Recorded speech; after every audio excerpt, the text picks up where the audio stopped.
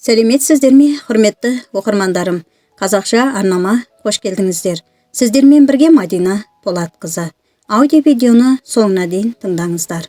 Қолдау білдіріп, қоңыраушаны басуды ұмытпаңыздар. Үкі. Қазақ халқының ұғымында үкі жын періні қуатын құс.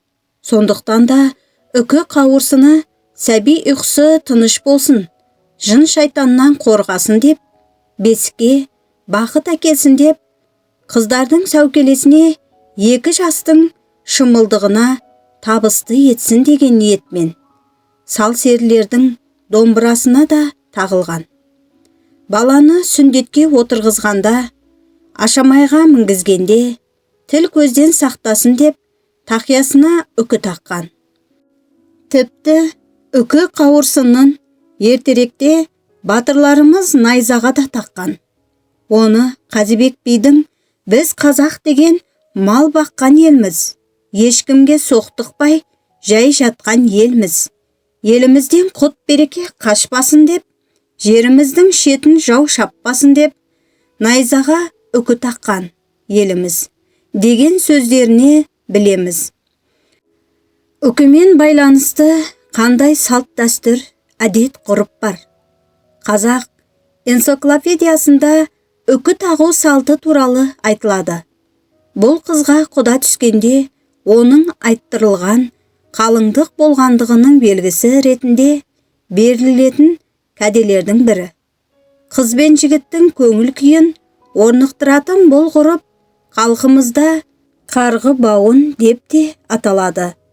Жаушыдан жақсы хабар алған соң, жігіттің ата-анасы болашақ келіннің үкісін арнаулы әзірлеген.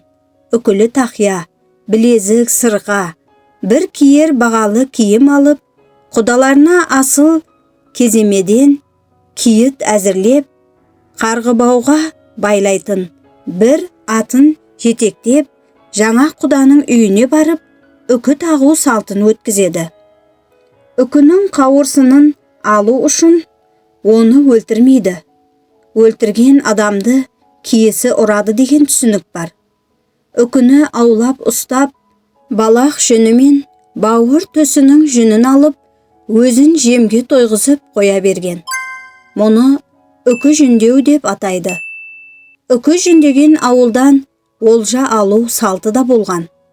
Ал көз тиіп, суық қадалмасын деген ниетпен көпшілік алдына шығатын әншілер бишілердің бөркіне, камзолына, бесікке, домбыраға үкі тағу наным сенім.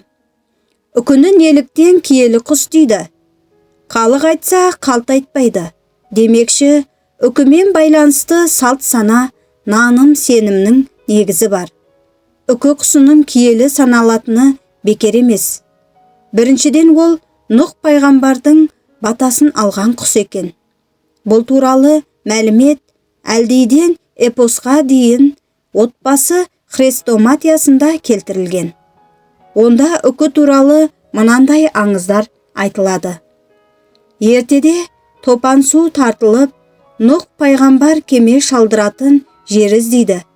Сол кезде әлемдегі асқар таулар Нұх маған тоқтайды, адамзат ұрпағы меннен қайта таралады деп таласыпты.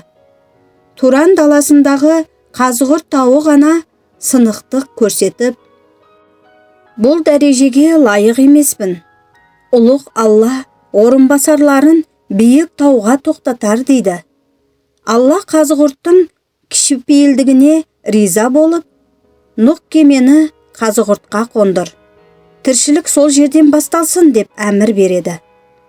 Қазығұрт тауы қайда дейді?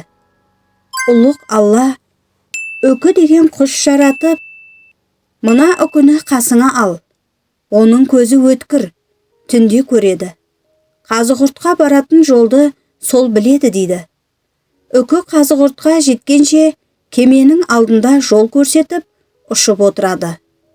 Нұх Жидда тауын, сосын Арарт тауын айналып өтеді. Кеменің желкені көрінгенде таулар балбырап, балқып кетіпті.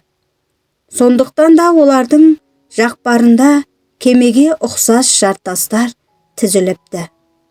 Нұқ Қазығұрт тауына аман есен тоқтайды. Үкіге риза болған Нұқ пайғамбар, орман тоғайдың иесі бол, шаңарағымның киесі бол деп бата береді. Содан үкіге айрықша кие дариды. Адамдардың оның қауырсынын тіл көз тимесін деп, баланың бесігіне, қыздың бөркіне тағатын дәстүр содан қалыпты. Осы эпоста үкі Нұқ пайғамбарға жол көрсетсе, Ахмет Байтұрсынұлының Есек пен үкі деген өлеңінде де үкінің жол сілтеуші, жол көрсеткіш атауларын берсе керек. Міне, сол себептен дана қазақ халқы қара домбырасы мен бесігіне үкі қауырсынын таққан екен. Құрметті оқырмандарым, осы тақырыпқа байланысты өз пікірлеріңізді қалдырып, қазақша арнама қолдау білдіріп, қоңыраушаны басуды ұмытпаңыздар. Сіздермен бірге Мадина Полатқызы. Келесі аудио видеомда кездескенше сау, сәлеметте болыңыздар.